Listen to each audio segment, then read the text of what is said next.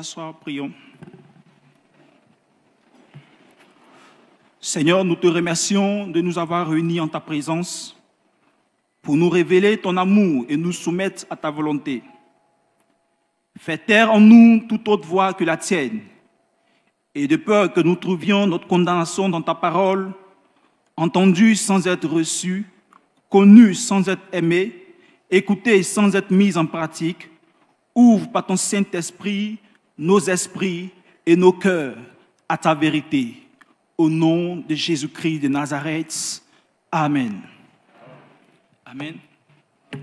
Bien-aimés, pour la circonstance du culte d'enseignement de ce jour, nous aurons une seule lecture. Laquelle lecture est tirée de Matthieu, chapitre 15, les 20 premiers versets. Matthieu, chapitre 15, du verset 1 au verset 20. Et nous lisons. Alors, des pharisiens et des scribes vinrent de Jérusalem auprès de Jésus et dirent: pourquoi tes disciples transgressent-ils la tradition des anciens? Car ils ne se lavent pas les mains quand ils prennent leur repas. Il leur dit: et vous, pourquoi transgressez-vous le commandement de Dieu au profit de votre tradition? Car Dieu a dit: honore ton père et ta mère, et celui qui maudira son père ou sa mère sera puni de mort. Mais vous dites: celui qui dira à son père ou à sa mère, ce dont j'aurais pu t'assister est une offrande à Dieu, n'est pas tenu d'honorer son père ou sa mère. Vous annulez ainsi la parole de Dieu au profit de votre tradition. Hypocrite, Ésaïe a bien prophétisé sur vous quand il a dit: ce peuple m'honore des lèvres, mais son cœur est éloigné de moi. C'est en vain qu'il m'honore, en enseignant des préceptes qui sont des commandements d'hommes. Ayant appelé la foule à lui, il lui dit: écoutez et comprenez. Ce n'est pas ce qui entre dans la bouche qui souille l'homme, mais ce qui sort de la bouche, c'est ce qui souille l'homme. Alors ses disciples s'approchèrent et lui dirent: sais-tu que les pharisiens ont été scandalisés des paroles qu'ils ont entendues? Il répondit: toute plante que n'a pas planté mon Père céleste sera déracinée. Laissez-les. Ce sont des aveugles qui conduisent des aveugles. Si un aveugle conduit un aveugle, ils tomberont tous deux dans une fosse. Pierre, prenant la parole, lui dit: explique-nous cette parabole. Et Jésus dit: vous aussi, êtes-vous encore sans intelligence? Ne comprenez-vous pas que tout ce qui entre dans la bouche va dans le ventre, puis est jeté dans les lieux secrets?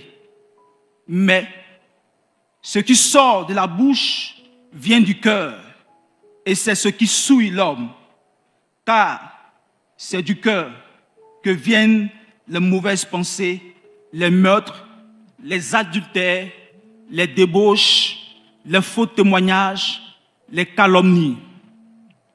Voilà les choses qui souillent l'homme. Mais manger sans s'être lavé les mains, cela ne souille point. Seigneur, ta parole est vérité et vie. Sanctifie-nous par elle au nom de Jésus. Amen.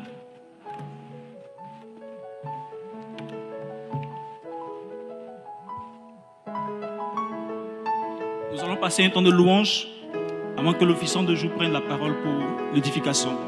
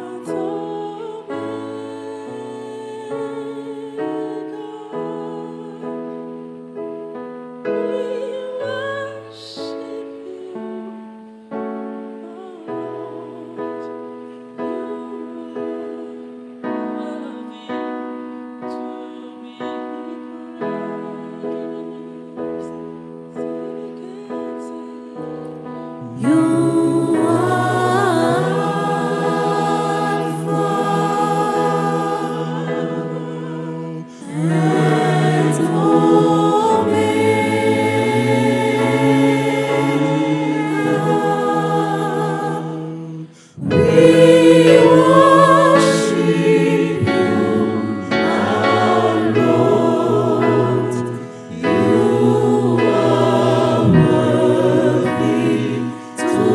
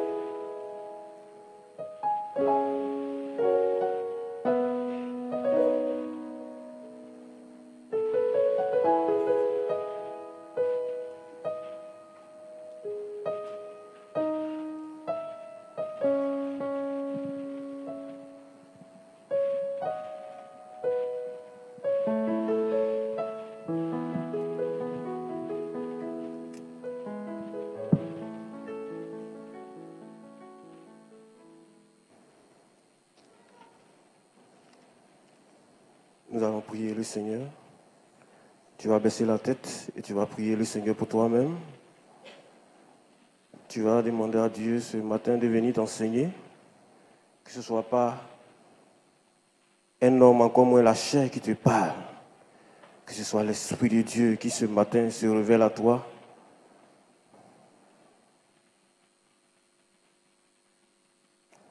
Afin que tu connaisses véritablement le véritable. Prie le Seigneur que ton cœur soit ouvert à la connaissance de Dieu, que ton esprit soit disposé pour rencontrer celui qui est le Verbe, celui qui est, qui était et celui qui vient.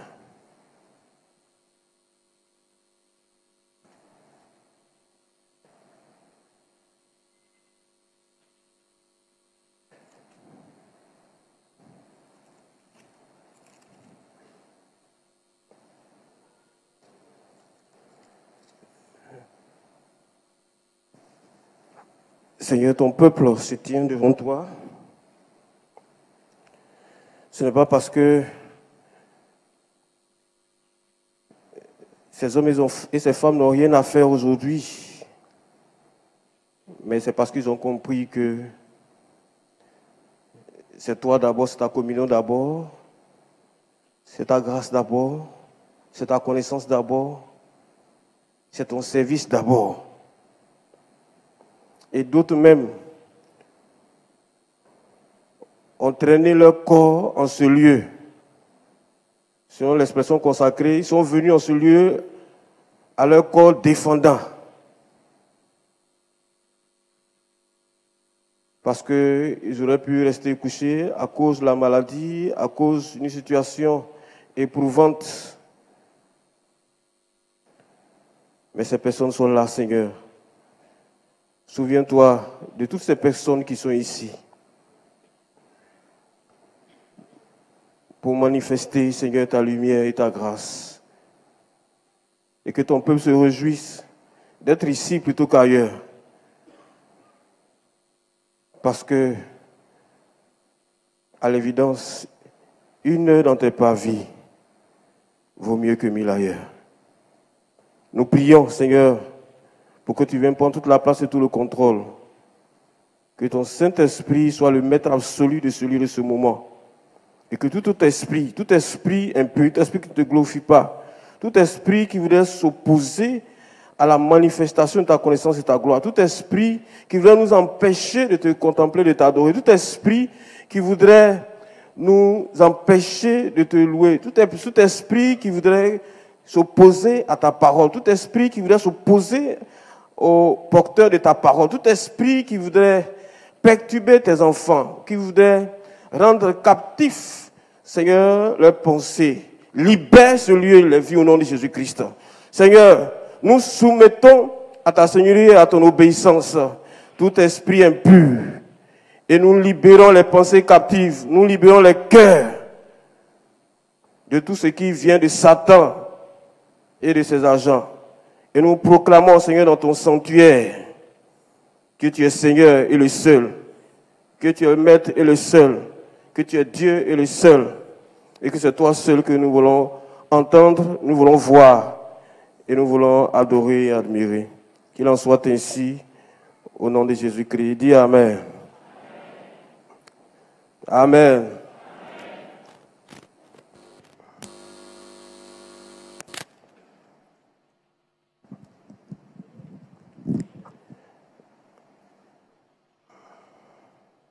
Bien-aimés dans le Seigneur, nous voulons vous saluer dans le précieux nom de notre Seigneur Jésus-Christ. Que sa grâce soit sur vous. Amen. Que sa paix soit sur vous. Amen. Que sa bénédiction soit sur vous. Amen. Ce matin, nous sommes dans la joie d'être au-devant de vous pour ce premier enseignement de l'année 2020. Et je me réjouis donc de votre présence. Et nous profitons pour présenter sincèrement nos excuses au peuple de Dieu. Il y a eu un réaménagement au niveau du programme dans ces derniers jours. C'est après le dimanche que cela est intervenu. Et donc, certaines personnes n'ont pas été informées qu'il y a un seul culte, parce qu'il y avait 2 cultes prévus initialement. Et malheureusement, nous étions obligés donc de faire un seul culte aujourd'hui et de le faire en enseignement à cause de ce qu'il y a eu des contraintes au niveau de notre calendrier, des contraintes indépendantes de notre volonté. Ceux qui n'ont pas pu venir au deuxième culte, je vous prie de nous suivre sur notre site internet, de revisiter notre site. Vous aurez donc l'enseignement et tout le culte dans la semaine ou quand vous voudrez. À vous tous qui nous suivez donc de loin comme de près sur notre site internet, je prie que ce matin le Saint-Esprit vous visite et vous fasse du bien également, et que la faveur de Dieu soit sur vous là où vous êtes. Nous restons en communion d'esprit. Souvenez-vous toujours de votre communauté, priez pour votre communauté. Et lorsque Dieu le permet, venez visiter votre communauté, partager ce moment de manière physique avec nous. N'oublions pas de participer donc à toutes les activités et d'apporter aussi votre contribution pour la bonne marche de la communauté également. Que Dieu nous bénisse tous. Amen. Bien-aimés, ce matin, nous ouvrons donc la série des enseignements et nous aurons 12 enseignements à raison d'un enseignement dans le mois. Et donc, cette année, comme nous l'avons déjà dit, le thème de cette année, c'est croître comme un palmier dans une conscience pure. Croître comme un palmier dans une conscience pure. Nous aurons certainement l'occasion de revenir sur ce thème qui est très important, mais comme nous sommes au premier enseignement, nous voulons vous expliquer cette vision ou le fond de cette pensée. Lorsque le peuple de Dieu est sorti de l'Égypte pour aller à Canaan, c'était bien, c'était beau, c'était merveilleux, c'était extraordinaire. Mais nous avons vu toutes les péripéties tout au long donc, de ce périple. Il y a eu beaucoup de difficultés, non pas par le fait de Dieu, mais par le fait des hommes, par le fait des Israéliens, qui ont passé tout leur temps à murmurer, qui ont passé tout leur temps à se plaindre, qui ont passé tout leur temps à critiquer Dieu, qui ont passé tout leur temps à regretter leur condition d'esclaves en Égypte. À cause de quoi? À cause de concombres, à cause de ail, à cause de viande, à cause donc de leur ventre. Il y a des gens comme ça qui se croient obligés de se mettre sous le joug pour pouvoir avoir à manger. Ne riez pas les Israéliens, même actuellement. Il y a des gens même qui vendent leurs âmes à cause de la nourriture, même actuellement. Qui vendent leur foi à cause de l'argent. Et donc, on a vu toutes les péripéties, on a vu que malgré tous les miracles que Dieu a accomplis, au vu au su des Israéliens, ceux-ci ont passé tout leur temps à énerver Dieu. Les miracles n'ont pas commencé dans le désert, les miracles ont commencé depuis l'Égypte. Il y a eu au moins 10 miracles.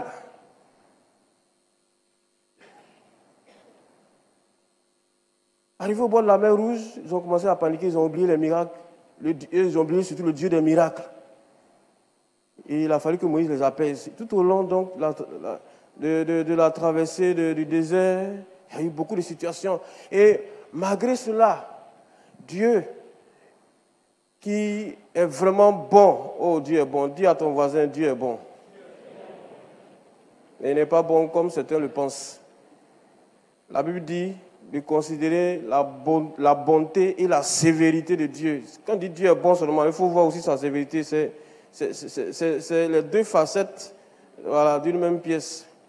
Et donc, parce que tous ceux qui ont contesté, voilà, tous ceux qui ont contesté la poursuite du chemin pour aller à Canaan, on les a enterrés dans le désert. Donc, ce sont les enfants qui sont entrés à Canaan.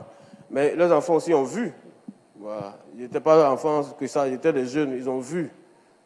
Et donc, quand ils sont rentrés à Canaan, ils ont mangé, ils ont bu, ils étaient contents. Dieu merci, un jour, deuxième jour, Dieu merci, troisième jour, merci la terre. Et puis quatrième jour, merci Baal. Jusqu'à ce qu'un jour, le peuple d'Israël décide de retourner en Égypte, où Dieu l'a formellement interdit vraiment de le faire. On l'a vu dans l'enseignement, qui était assez profond. Mais le peuple de Dieu est retourné en Égypte.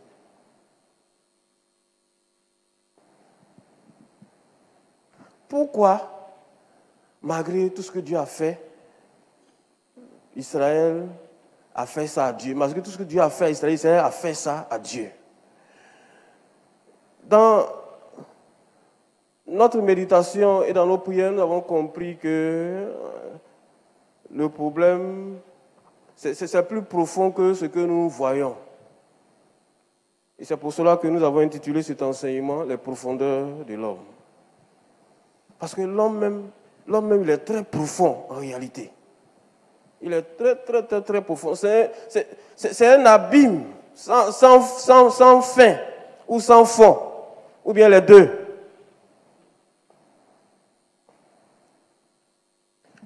Nous allons y revenir tout à l'heure. Et donc, tout au long de notre cheminement de cette année, le thème, comme je l'ai dit, c'est croître comme un palmier dans une conscience pure. Nous allons voir donc 4 thématiques autour de ce thème-là. La première thématique, c'est les profondeurs de l'homme. La deuxième thématique, c'est les profondeurs du monde. La troisième thématique, c'est les profondeurs de Satan. Oui, on va parler de lui, ce monsieur-là. La quatrième thématique, les profondeurs de Dieu. Et donc, il y aura un sous-thème, comme il y a 4 trimestres, il y aura chaque trimestre aura donc sa thématique. Et puis nous allons développer au niveau des thématiques, des sous-thèmes.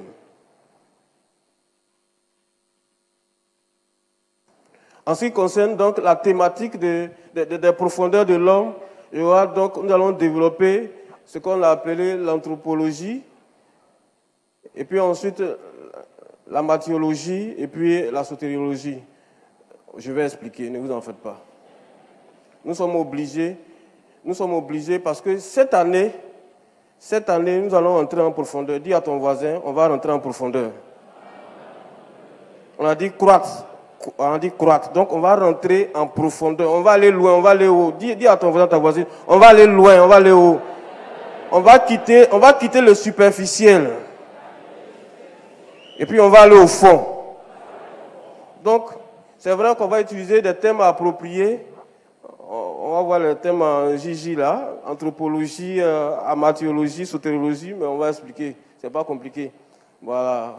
Ne vous laissez pas distraire par les théologiens. Voilà.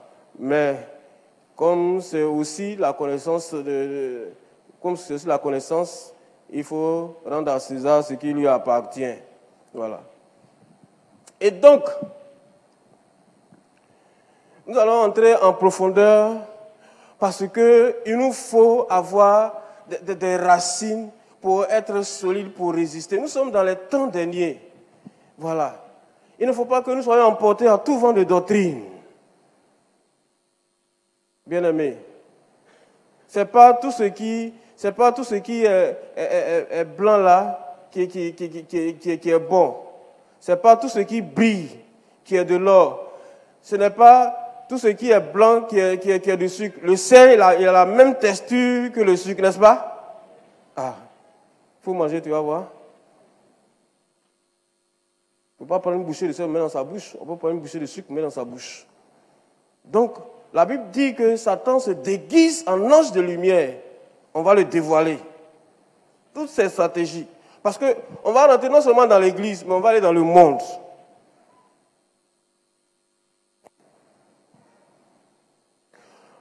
Pourquoi? Parce que notre ignorance est son pouvoir. Notre ignorance, c'est notre ignorance qui fait la force de Satan. C'est pourquoi Satan nous empêche de venir à l'église, nous empêche de lire la Bible, nous empêche de prier, nous empêche d'être en communion avec Dieu. Parce qu'il sait que si on connaît, il est foutu. C'est la même chose. C'est vrai. Ça fait partie des slogans des activistes, mais c'est une vérité universelle. Que ton ignorance est le pouvoir de quelqu'un. Et c'est pourquoi je dis merci à Dieu de ce que mon père m'a mis à l'école. Il ne m'a rien donné, mais il m'a tout donné. Parce qu'il m'a donné, il a permis d'être instruit. C'est vrai, je n'ai pas agrégation, mais je peux lire au moins pour connaître. Et je dis merci à mon père.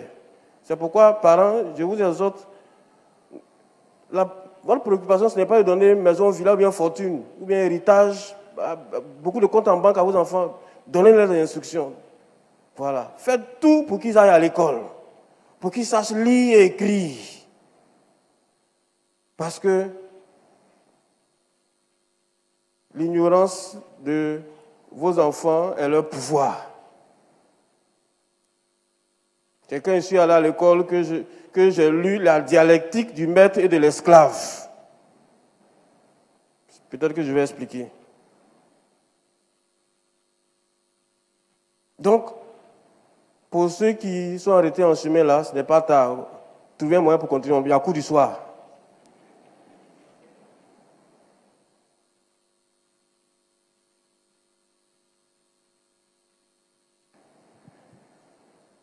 C'est très important, bien-aimé. Dieu lui-même l'a dit, la Bible même dit, c'est notre ignorance qui nous conduit à la mort. On peut périr parce qu'il lui manque la connaissance, ou on peut périr parce qu'il ne connaît pas, ou on peut mourir parce qu'il est ignorant.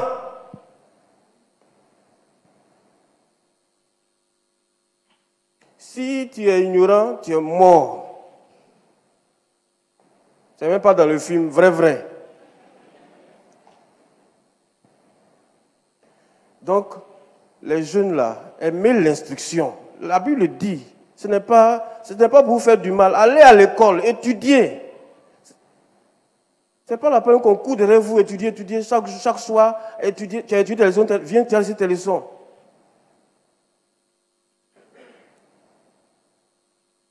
Parce que si vous êtes ignorant, vous allez souffrir dans la société. Et vous allez souffrir entre les mains de Satan surtout. Dites amen avec moi parce que c'est la vérité.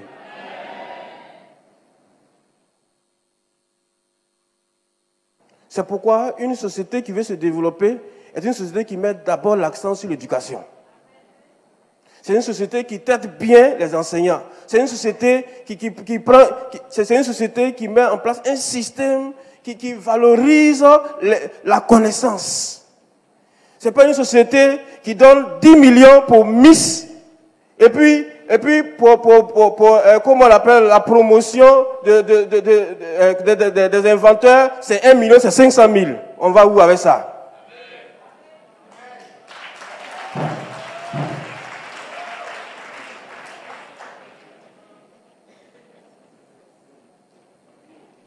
Est-ce que c'est avec, excusez-moi l'expression, mais c'est ça la connaissance, c'est avec cuisse des femmes ou bien avec forme des miss, on peut construire une société.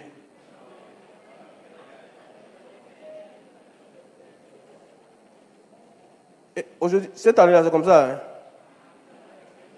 On va aller en profondeur.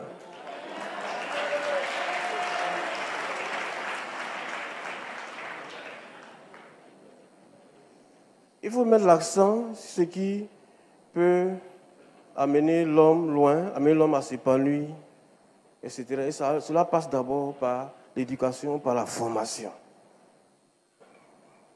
C'est pourquoi quand tu veux dominer quelqu'un, ça, comment on l'appelle, je vais venir là-dessus. Quand tu veux dominer quelqu'un, retire la connaissance. Voilà. Il va te prendre même pour un Dieu. Il va te prendre même pour son sauveur.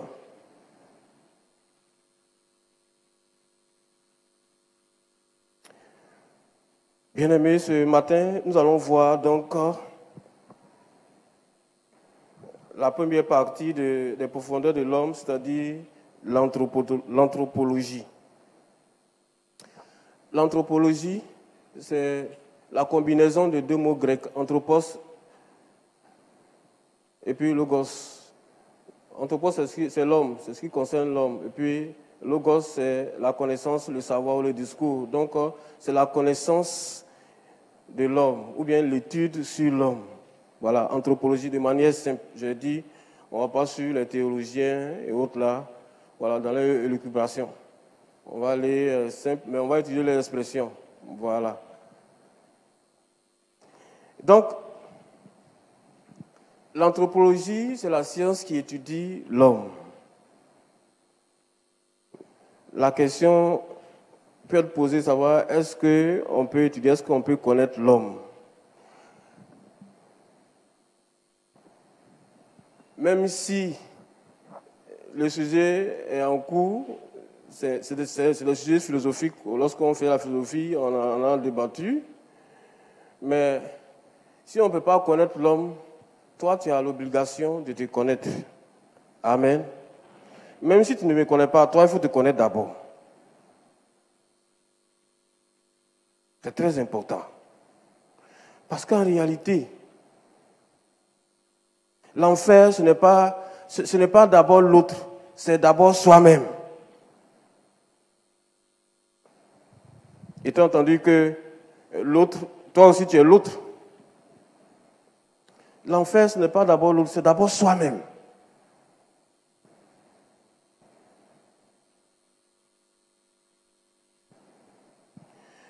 Et donc, il faut se connaître soi-même. Qui es-tu en réalité? D'où viens-tu? Qu'est-ce que tu fais sur la terre? Où tu vas même?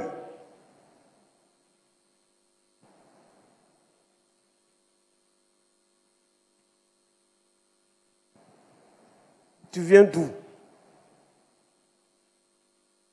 Parce que la connaissance de soi est d'abord la première étape d'une connaissance beaucoup plus universelle. Je ne vais pas rentrer dans les considérations gnostiques, ésotériques, mystiques. Non. Dans tous les cas, on va parler de tout ça, ne vous en faites pas. Mais la connaissance vient d'abord de Dieu. Et la Bible dit, qui connaît le cœur de l'homme?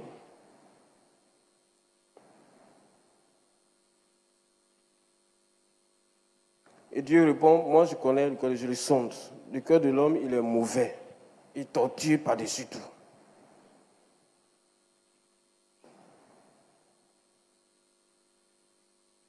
Donc, la connaissance de soi est une étape très, très, très importante. C'est pour cela que 1 Corinthiens dit expressement ceci. De même que c'est par l'esprit de l'homme que l'homme connaît les choses qui le concernent. Je m'arrête là parce que l'autre assertion concerne Dieu.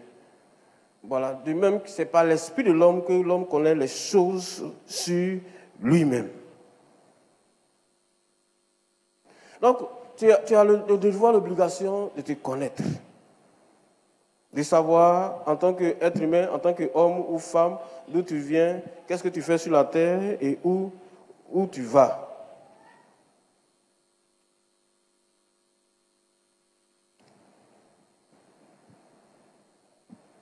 C'est dans ce sens que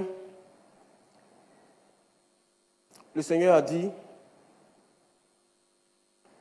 toi qui vois la paille sur l'œil de ton voisin, tu ne vois pas le fagot qui est sur pour toi là. Vous riez, mais c'est ça. Poutre là, c'est un gros bois. C'est un gros bois, ou bien un fagot. Voilà.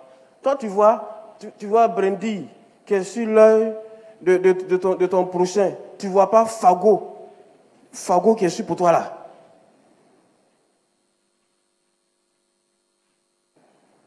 D'où l'adage médecin, guéris-toi toi-même. Voilà. Guéris-toi toi-même avant de guérir les autres. C'est tiré donc de ce verset-là, cet adage, médecin, guéris-toi toi-même, tiré de ce verset-là. Alors toi, tu vois les défauts de l'autre, tu ne vois pas pour toi.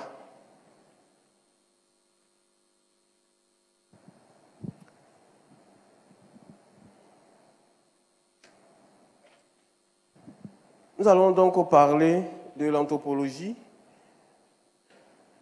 Et l'anthropologie, nous allons prendre donc deux axes. D'abord, nous allons parler de l'anthropogénèse et puis nous allons parler de l'anthropologie au sens strict ou proprement dit. L'anthropogénèse, ça vient de deux mots. Anthropos, c'est ça? Je l'ai dit. Et puis Genesis. Voilà, ça signifie commencement ou début. C'est-à-dire, quand on parle d'anthropogénèse, c'est le commencement de l'homme, ou bien le début de l'homme, ou bien la création de l'homme. L'homme, là, il vient d'où même? Il est quitté où?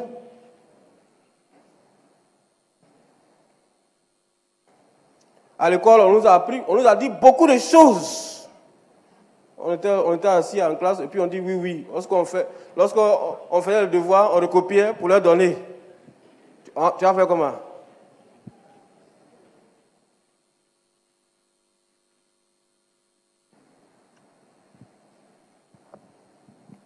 Au niveau de l'anthropogénèse, c'est-à-dire de l'origine de l'homme, il y a plusieurs théories,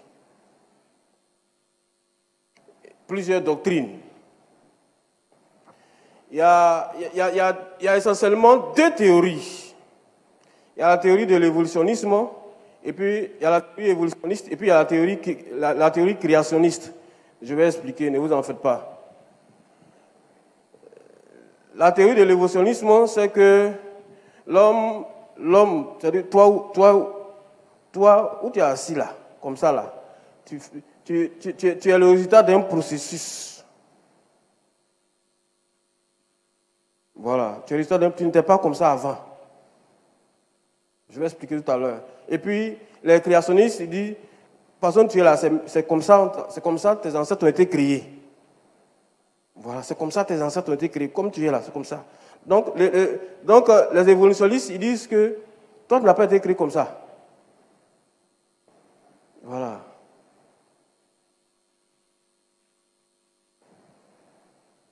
Donc, voici la base donc de leur pensée. Tout ce qu'il faut donc pour aboutir à ce processus-là que vous et moi nous constituons, il a fallu d'abord des atomes en mouvement, une combinaison d'atomes, des mouvements de temps, c'est-à-dire le temps, et puis le hasard. voici ce qui a fait que vous êtes là. Les atomes, les mouvements des atomes, le temps est passé, le temps passe. Et puis le hasard. Et puis vous êtes apparu sur la terre. Et donc, le précurseur de l'évolutionnisme, c'est Charles Darwin. Ou si vous voulez, comme on lui a attribué cette théorie, on l'appelle le darwinisme. Donc, pour Charles Darwin et ses adeptes, l'homme est le fruit d'un processus qui a commencé d'abord dans la mer, quelque part là-bas, puisqu'il fallait une combinaison de parties. Ils ont vu que l'homme est constitué de plus de 2 tiers d'eau. Donc, c'était dans l'eau. Il y a eu les atomes qui se sont croisés, qui se sont salués. Il y a d'autres qui se sont appréciés, d'autres qui se sont séparés, ils ne se sont pas aimés. Et donc, ils ont sympathisé. Et puis, bon, ils ont habité ensemble, dans leurs échanges, dans leurs causeries. Tout ça là, ils ont commencé à découvrir qu'ils avaient quelque chose en commun. Ils se sont mis ensemble. Je ne sais pas si c'est un accouplement d'atomes. Ils se sont mis ensemble, etc. Et puis, ils ont formé donc des êtres unicellulaires. Après les êtres unicellulaires se sont mis ensemble, encore ils sont frottés, ils sont mis ensemble, ils se sont cognés. Des fois, c'était un accident. Voilà, c'est ce qu'on appelle hasard, c'est un accident. Donc, ils ont fait accident, et puis ils ont formé des êtres multicellulaires. Et puis, ça ne s'est pas arrêté là. Ils vont continuer ainsi de se mouvoir, et avec le temps. Donc, il y a eu des tétards qui sont formés. Il y a eu ensuite des magouillas, ou bien des lézards. Et puis, comment on l'appelle? Comme les lézards, ils aimaient le soleil. Ils ont laissé l'eau là. Et puis, ils sont promenés sur la terre ferme. Et puis ensuite, comme ils aimaient les fruits, ils sont montés sur les arbres. Et puis de là, de branche en branche, ils sont devenus des singes.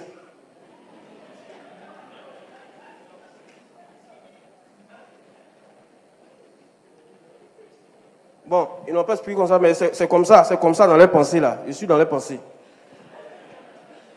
Donc après, les singes ont commencé et ils ont mangé les fruits du cas et dit bon, fruits là, on en a marre maintenant. Il faut qu'on aille. Il n'y a que des fruits. Mais il y a d'autres animaux ici. On les prenait pour faire affaire. Bon, ils n'avaient pas la technique pour cela. Bon, ils ont dit bon, dans tous les cas, non seulement on a marre des fruits, mais il faut qu'on aille explorer un peu ce qui se passe dans les horizons. Donc, ils vont commencer les 4 pattes à explorer jusqu'à. Ils vont voir au loin un danger et puis ils vont se mettre sur les 2 pattes. Ils vont se mettre sur les 2 pattes pour voir au loin le danger. Et puis on dit, ah mais si on se met sur les 2 pattes là, on voit loin. C'est que maintenant on ne va plus faire 4 pattes, on va faire 2 pattes. Et ils vont maintenant marcher sur 2 pattes. Les singes qui marchent sur 2 pattes. Ils vont marcher sur 2 pattes maintenant. Et puis en marchant sur 2 pattes, à force de se gratter, leurs poils vont tomber.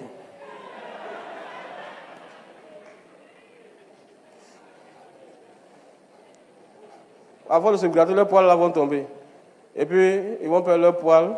Et puis, c'est ça qui est vous et moi. Et ils me demandent comment les poils ici là ne sont pas tombés.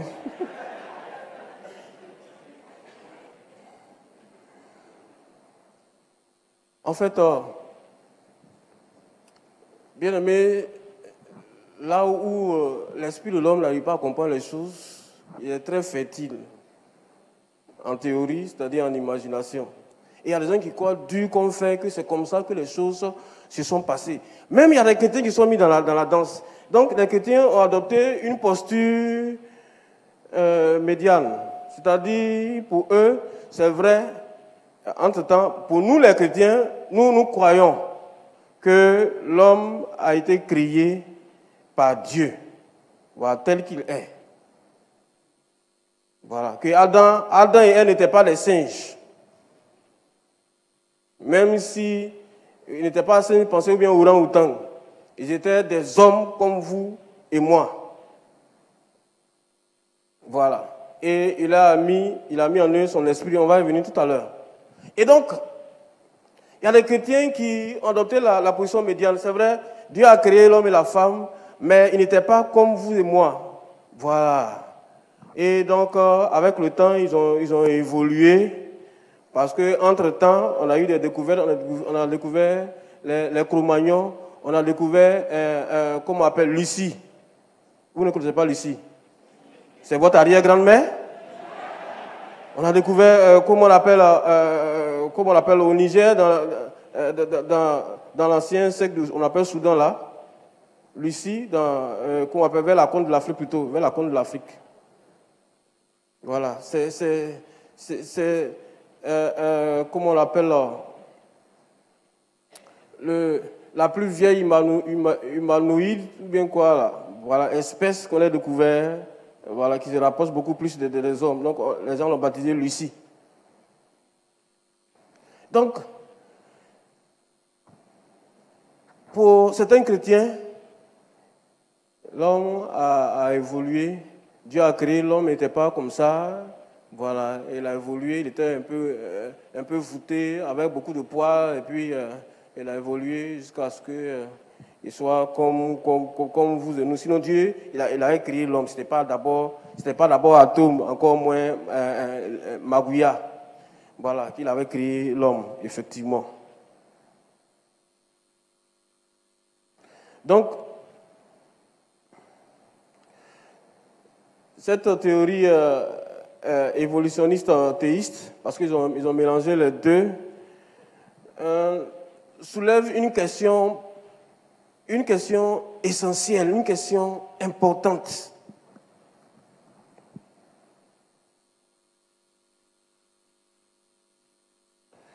Comment Adam et Ève étaient alors? Si il a fallu qu'ils évoluent, l'humanité évolue jusqu'à pour nous ressembler. Comment Adam et Ève étaient? Est-ce qu'ils étaient un singe?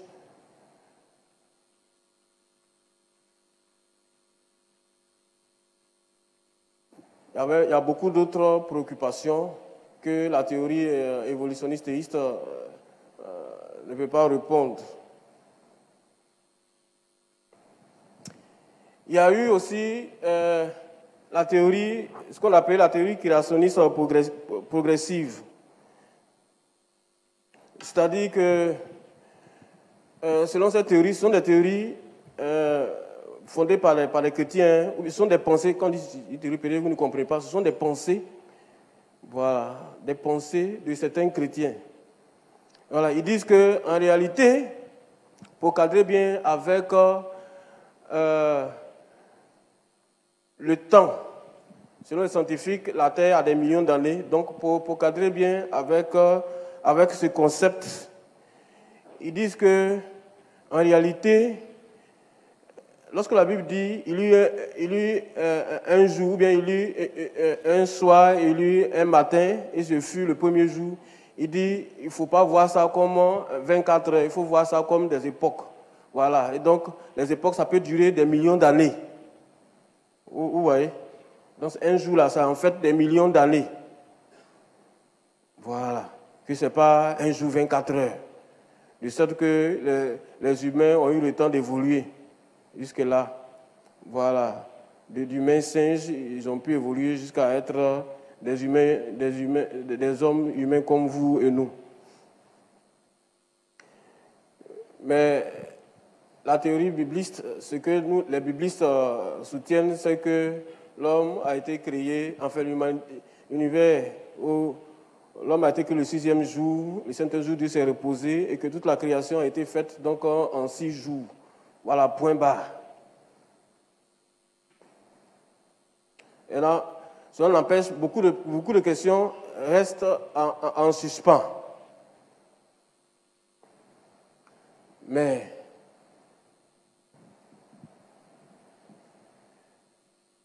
nous ne finirons jamais de connaître. C'est lorsque nous verrons Dieu face à face que la connaissance s'achèvera selon le texte de Corinthiens 13. Bien-aimés, en ce qui concerne donc l'origine de l'homme, pour nous les chrétiens, Dieu a créé l'homme. Voilà, il a créé, il a tiré de la terre. Justement, dans le texte, le récit de Genèse, la Bible dit expressément, et nous allons voir donc l'anthropologie citée au sensu, le récit de la Genèse dit expressément en Genèse chapitre 2, le verset 7, que Dieu a créé l'homme à partir de la terre. Il a pris la terre, il a formé l'homme, et puis il a soufflé dans ses narines, et l'homme est devenu donc un être vivant. C'est ce que notre Bible dit. Lorsque le texte dit, par exemple, l'Éternel Dieu forma l'homme de la poussière de la terre, il souffla dans ses narines. Lorsque la Bible dit l'Éternel Dieu forma l'homme de la poussière de la terre, en fait, en hébreu, bon, je vais vous épargner les textes hébreux. L'Éternel Dieu forma Adam de Adama. Voici ce que le texte, je mets l'accent sur les deux mots hébreux pour que vous compreniez bien. La Bible dit que l'Éternel Dieu forma Adam de Adama. Adama, c'est-à-dire la poussière de la terre. Cela doit pouvoir nous faire réfléchir sur la première nature de l'homme. L'homme est d'abord, avant tout, poussière. Et Dieu a fait grâce de faire habiter en lui son esprit. Donc, c'est pourquoi, lorsque Adam et Ève ont péché, Dieu a dit, tu es poussière et à la poussière tu retourneras. C'est pourquoi, nous les chrétiens,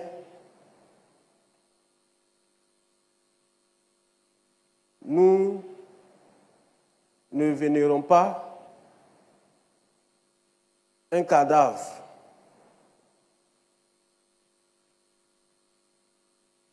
Parce que nous croyons, comme la Bible dit, que c'est la poussière. Et que ce qui est important, c'est l'âme et l'esprit donnés par Dieu. Et c'est pourquoi nous nous évertuons jusqu'à maintenant à entourer le cadavre de choses simples, des choses qui ne nous coûtent pas les yeux de la tête.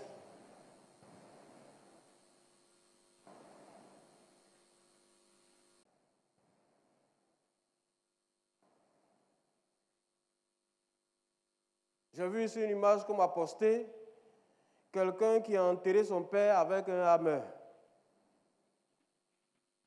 Ça s'est passé au Nigeria. Parce que son papa a désiré ouvrir dans un hammer, malheureusement, au moment où son fils a eu vraiment les moyens, était prêt vraiment à le gâter, son papa est décédé, donc il a payé un hammer et puis il a enterré son père. Imaginez la tombe.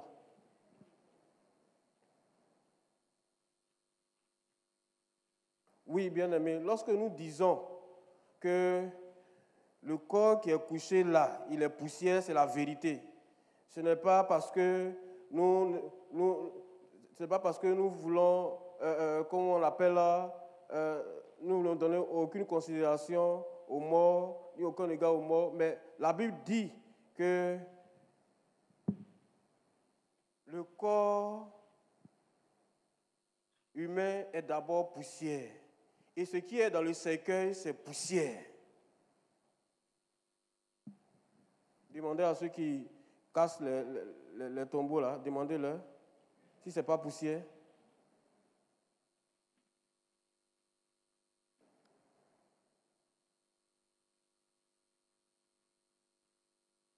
Dans la ville d'où je viens, on a déclassé un cimetière. Et donc, on a demandé aux parents de venir enlever ce qu'ils peuvent enlever parce que le cimetière était finalement resté au milieu de la ville. Donc, on a déclassé le cimetière pour occuper au moins l'espace. Donc, Il y a des gens qui sont partis, ils n'ont rien trouvé. Enfin, ils ont trouvé seulement les dents. Voilà, les dents là c'est en émail, ça ne peut pas disparaître. Donc, à part les dents, je crois, il n'y avait rien d'autre. Il n'y avait que la poussière. Enfin, avec même les vêtements qu'on a pris pour enterrer ces morts-là, tous c'était des poussières, parce que c'était tiré de la terre. C'est pourquoi nous insistons pour que les chrétiens mettent l'accent sur ce qui est éternel, sur ce qui va auprès de Dieu, ou bien ce qui doit aller auprès de Dieu. C'est pourquoi on vous exhorte à mettre l'accent sur votre communion avec le Seigneur. Nourrissez votre âme. Voilà. Quand tu achètes pommade 10 000 francs, achète un livre 10 000 francs aussi, un livre biblique, pour édifier ta foi aussi, pour nourrir ta foi, pour pommader ta foi aussi.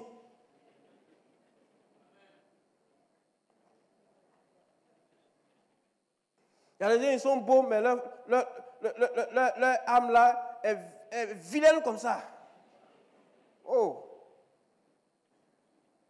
Si Dieu peut ouvrir vos yeux pour que vous voyez vos esprits par rapport à vos corps, vous sapez mlem, et puis vous laissez vos esprits et vos âmes dans la laideur et dans la faim. Dis à quelqu'un, il faut changer. Il faut bien lui parler, il ne peut rien te faire. Je suis là, il va te défendre. Je suis là, il va te défendre, il ne peut rien te faire. Il faut bien parler. Dis-lui, il faut changer.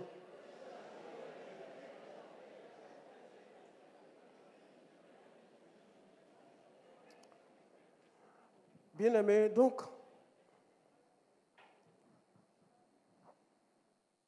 Dieu a créé Adam. Il a pris donc de Adama. On voit que selon la Bible, l'homme a 3 dimensions, ou 3 natures, ou en réalité 3 corps. Enfin, 2 corps, mais il a 3 natures. Il y a le corps physique, il y a l'âme et puis il y a l'esprit. Et justement, la question a été posée aux évolutionnistes ou au darwinisme. Est-ce que vous qui pensez que l'homme est issu d'un processus d'évolution, est-ce que vous pensez que l'homme a véritablement une âme et un esprit? Et si oui, d'où viennent l'âme et l'esprit? Darwin et ses adeptes n'ont pas encore pu répondre à cette question.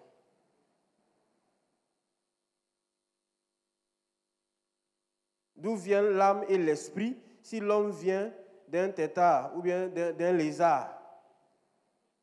L'âme et l'esprit, là, si ça existe, si vous dites oui, il vient d'où? Si vous dites non, les gens vont vous regarder comme ça. C'est la même question que Jésus a posée, à peu près la même question que Jésus a posée aux pharisiens. Jean-Baptiste, là, vous pensez qu'il est qui? Ils disent que si on dit qu'il est prophète, il dit, mais voilà. Si on dit qu'il n'est pas prophète, les gens vont nous lapider. Donc, il dit, on ne le sait pas. Donc, actuellement, les darwinistes ne savent pas. Donc, voici les 3 dimensions. Selon 1 Thessaloniciens, chapitre 5, verset 23, il dit expressément ceci, que il dit que le Dieu de paix vous sanctifie lui-même tout entier et que tout votre être, l'esprit, l'âme et le corps soient conservés irrépréhensibles lors de l'avènement de notre Seigneur Jésus-Christ. Amen. Dans tout le parcours de la Bible, on voit effectivement qu'on parle de corps, mais aussi on parle d'âme et d'esprit. Donc l'homme a 3 réalités. L'homme a 3 réalités. Lorsque nous allons voir les profondeurs de Dieu, on va parler de la Trinité, effectivement. Il y a quelqu'un, justement, j'étais en train d'échanger avec un musulman, il a dit, mais vous dites que, comment on l'appelle là? Il y a 3 personnes, Dieu il est 3, il a 3 personnes, comment? Explique-moi, je ne comprends pas. je lui ai dit, tu vas comprendre tout de suite. Toi qui es là, c'est ton corps physique, il dit oui. Tu crois que tu as une âme, il dit oui. Tu crois que tu as un esprit, il dit oui. Il dit, montre-moi l'âme et l'esprit. Il dit, mais on ne le voit pas. Il dit, ah, ok, bonsoir, tu as ta réponse. La même chose, c'est Dieu. Il est Dieu le Père, Dieu le Fils, Dieu le Saint-Esprit. Ils sont trois en une personne. Voilà, même si tu ne vois pas, tu sais qu'ils existent. Il faut comprendre qu'ils existent. Voilà, la Bible dit que Dieu a fait l'homme à son image, selon sa ressemblance. Ce verset-là, on peut l'expliquer. Il y a plusieurs... C'est un verset polysémique, mais le premier sens, c'est que Dieu nous a inféré sa nature. C'est-à-dire, on ressemble à Dieu non pas sur le plan physique, parce que Dieu, il est esprit, il n'est pas physique, il est esprit. On ressemble à Dieu au plan spirituel. C'est-à-dire, notre esprit qui est en nous là, ça vient de Dieu. Voilà, on ressemble à Dieu spirituellement. C'est pourquoi, en tant que chrétien, il faut mettre l'accent sur l'esprit. C'est pourquoi il faut adorer Dieu en esprit et non pas vraiment de manière physique, de manière ostensible. Même si on le fait, mais il faut que ton âme et ton esprit suivent. Sinon, c'est l'hypocrisie. Donc, ces trois dimensions de l'homme, la première dimension, on l'a vu, c'est le corps qui est différent de la chair. Voilà, nous allons voir la chair plus tard, lorsque nous allons parler de la martiologie.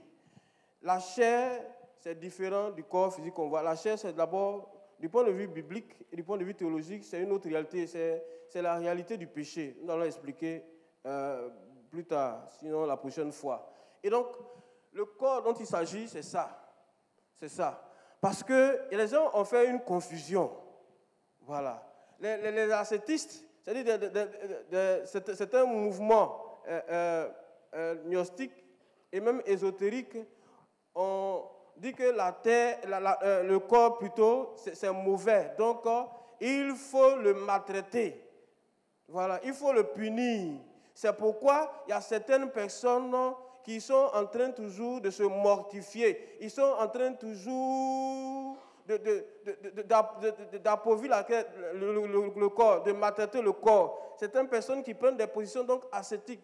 On trouve ce genre de situation, surtout dans les pays orientaux. Par exemple, le bouddhisme, on a l'hindouisme, etc. Nous allons parler de tout cela d'ailleurs. Où il faut véritablement maîtriser le corps, l'assujettir et le punir pour que l'âme s'élève. Donc c'est ça, on appelle ça l'ascétisme. Voilà. Et certains milieux chrétiens ont introduit donc ce courant de pensée dans l'Église. Il y a des gens qui pensent que forcément c'est en gênant que leur esprit et leur âme va se lever vers le corps. Et quand tu meurs là, ton esprit et ton âme ne se lèvent pas vers le Seigneur. Le jeûne est une très bonne chose, mais il faut le pratiquer justement dans les conditions que Dieu lui-même a enseignées. C'est pourquoi les pharisiens, ils jeûnaient 2 fois dans la semaine. Mais Jésus ne faisait rien avec eux, comme le dit les jeunes.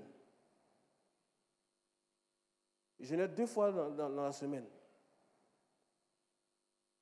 Donc c'était devenu plus une pratique qu'un acte de foi.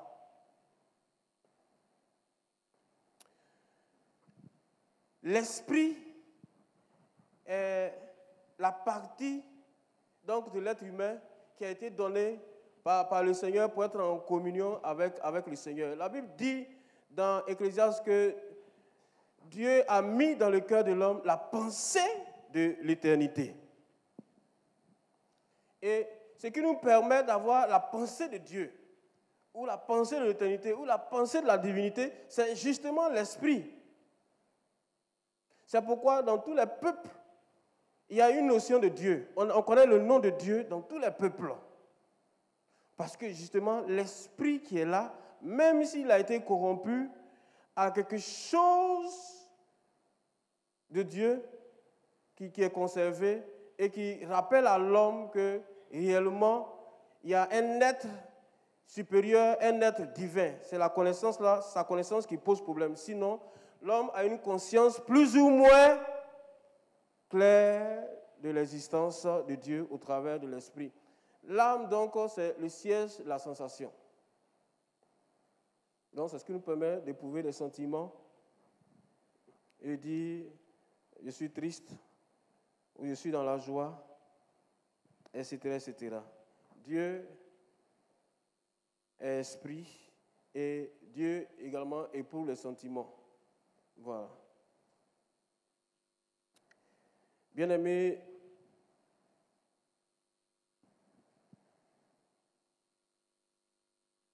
pour finir la dernière partie de notre intervention,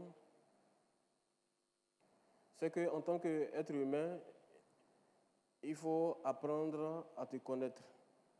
La nature humaine est complexe, mais lorsque tu apprends à te connaître, tu gères mieux ta relation avec toi-même, tu gères mieux ta relation avec autrui, tu gères mieux ta relation avec le Seigneur.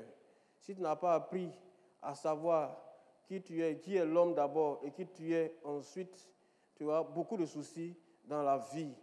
Parce que en réalité,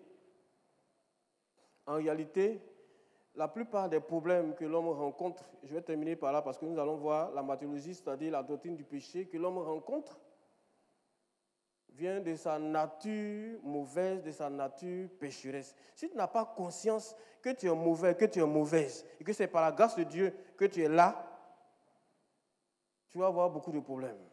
Dans ton existence, tu vas avoir beaucoup de problèmes avec le Seigneur. Parce que tu vas penser que tout ce que tu as, tout ce que tu es, c'est par tes efforts, c'est parce que tu es fort, ou bien, etc., etc.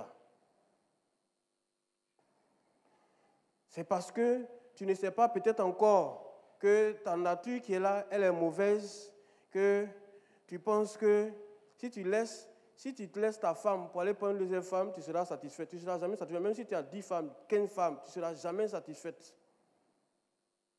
Si tu n'as pas compris que ce qui te pousse à aimer, à ne plus aimer ta femme, c'est ta nature mauvaise. Parce que quand tu seras satisfaite avec la 10e femme, tu as la 11e femme qui va passer devant toi, tu vas dire, les 10 autres là, elles ne sont rien. Voilà celle qui me fallait. Et après ça, la 12e, tu dis, oh, je me suis trompé. Voilà, c'est la 12e là qui me fallait.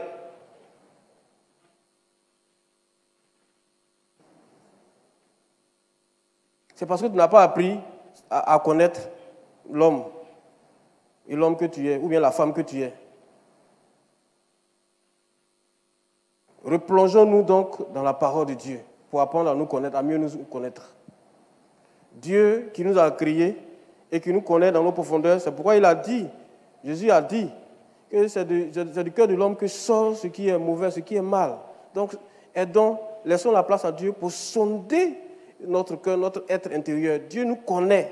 Il connaît nos pensées, il connaît notre cœur. Si nous voulons véritablement mener une vie de sainteté, demandons à Dieu de faire la lumière en nous. Demandons à Dieu de nous sonder comme le psalmiste l'a dit en Psaume 139. Sonde-moi, ô Seigneur, et prouve-moi. Très important, bien-aimés, de nous laisser juger par Dieu au travers de sa parole, au travers de son esprit, pour que nous soyons des êtres, des hommes et des femmes qui soient véritablement accomplis, parfaits, saints, selon la volonté de Dieu, selon le cœur de Dieu. Des hommes et des femmes qui ne vont pas regretter d'être des chrétiens. Des hommes et des femmes qui ne vont pas avoir pensé que la loi de Dieu est trop difficile, que les règles, être chrétien, c'est trop compliqué. Des hommes et des femmes qui n'ont pas pensé que être fidèle à sa femme, c'est une torture.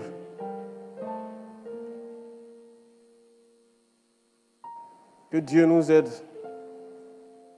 à nous connaître nous-mêmes, mais mieux qu'il nous aide à lui ressembler. Au nom de Jésus, amen.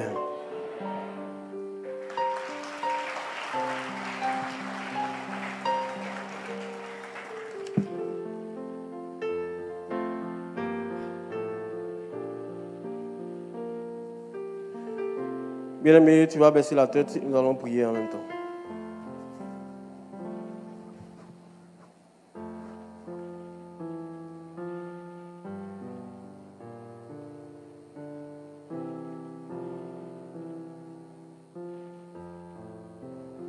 Bien-aimé, comme je le disais, ton ignorance est leur pouvoir. Ton ignorance est leur pouvoir. Apprends à te connaître au travers de la parole de Dieu, au travers de l'Esprit de Dieu. Qui tu es en réalité. Et tu auras sujet à ne pas te glorifier. Tu auras sujet à considérer l'autre avec beaucoup plus d'amour. Tu auras sujet à être beaucoup plus humble. Tu auras sujet à ne pas juger hâtivement. Prie le Seigneur pour toi-même. Aujourd'hui, on ne va pas prier pour quelqu'un. Prie le Seigneur pour toi-même, bien-aimé. Tu connais. Si tu n'as jamais essayé cet exercice d'introspection, sois toi-même ton psychologue, sois toi-même ton psychiatre, sois toi-même ton psychanalyste. Tu peux le faire. Parce que quel que soit le psychologue, quel que soit le psychiatre, quel que soit le psychanalyste, il ne peut jamais entrer en profondeur de ton être. Mais Dieu, lui, il peut le faire.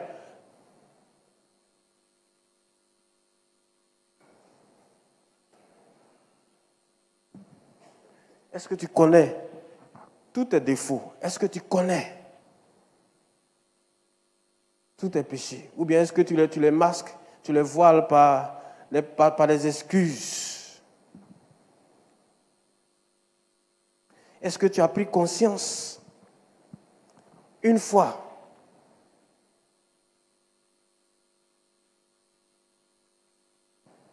combien de fois vraiment tu n'es rien aux yeux de Dieu? Excusez-moi de l'expression, mais c'est la vérité.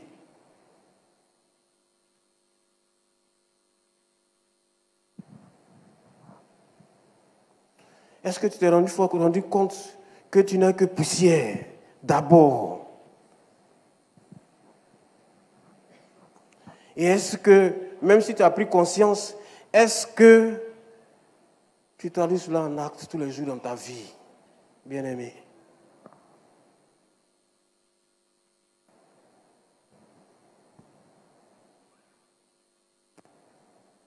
Et regarde d'où tu as été tiré. La poussière que tu n'aimes pas, que tu balayes chaque jour de ta maison, c'est toi. Et c'est moi. La poussière que tu essuies chaque jour sur tes meubles, c'est toi et puis c'est moi.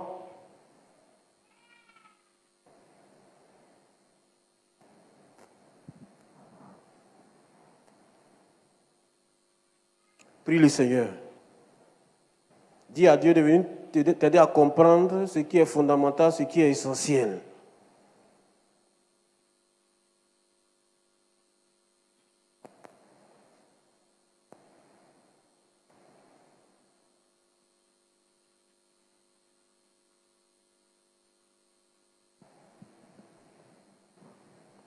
Prie le Seigneur, bien-aimé, prie le Seigneur. Et s'il se trouve que tu avais épousé des théories, des concepts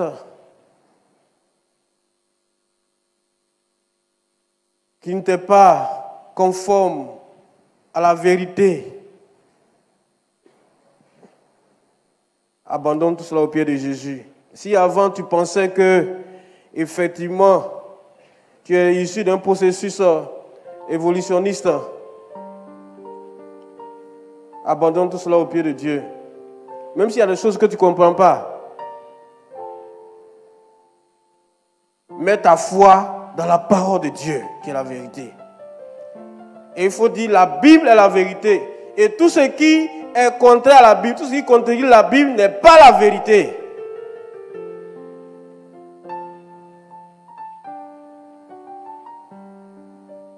Et il faut marcher comme ça. Non pas dans la compromission, en mélangeant ce qui vient de Dieu, ce qui vient du monde et quelquefois ce qui vient du diable. Bien-aimé, prie le Seigneur pour que tu demeures dans la vérité, pour que tu apprennes à connaître ce qui est véritable, ce qui est essentiel, parce qu'il y a connaissance et puis il y a connaissance. Nous allons voir tout au long de cette année les fausses connaissances.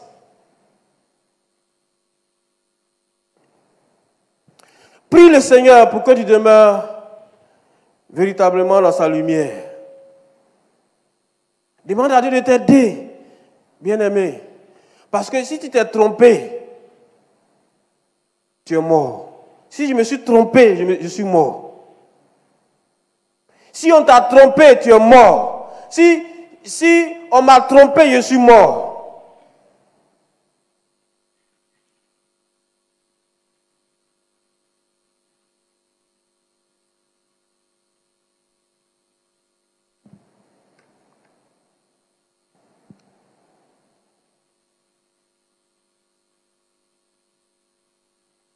Si tu veux connaître, mettre au pied de celui qui détient toute connaissance, le Seigneur Jésus-Christ, prends sa parole qui est infaillible.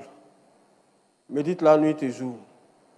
Demande à Dieu de t'expliquer, de t'enseigner.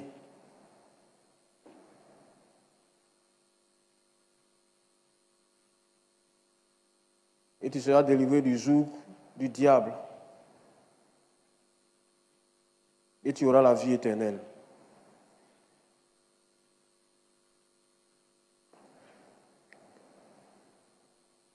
Prie le Seigneur de t'éloigner des fausses connaissances aussi. Demande à Dieu de t'aider à ne pas embrasser les fausses connaissances qui sont les mensonges déguisés les mensonges du diable déguisés. Bien-aimé, le diable est subtil dans ses mensonges. Quelquefois, il prend un peu de vérité et puis il mélange à une grande portion de mensonges. C'est ce qu'il a fait pour Adam et Ève. Il a mélangé vérité et mensonge et puis il les a eus. Bien-aimé, pour être sauvé, il faut toute la vérité. Rien que la vérité. Toute la connaissance, la vraie connaissance, rien que la vraie connaissance. Seigneur, merci pour tes enfants, merci pour leur vie. Seigneur, nous avons la responsabilité de leur montrer le chemin, la vérité. Nous avons la responsabilité de leur montrer la vraie connaissance. Garde-nous de l'erreur, garde-nous du mensonge, garde-nous des tromperies et conduis-nous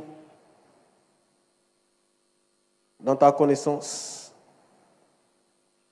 par ta grâce, au nom de Jésus-Christ. Amen. La prière du Seigneur. Notre Père qui es aux cieux, que ton nom soit sanctifié, que ton règne vienne, que ta volonté soit faite sur la terre comme au ciel. Donne-nous aujourd'hui notre pain de ce jour. Pardonne-nous nos offenses, comme nous pardonnons aussi à ceux qui nous ont offensés.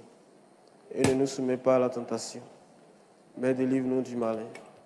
Car c'est à toi qu'appartiennent le règne, la puissance et la gloire pour les siècles des siècles. Amen. Amen. Que Dieu vous bénisse. Amen. Que Dieu vous bénisse. Amen. Et que Dieu vous garde dans sa connaissance. Amen.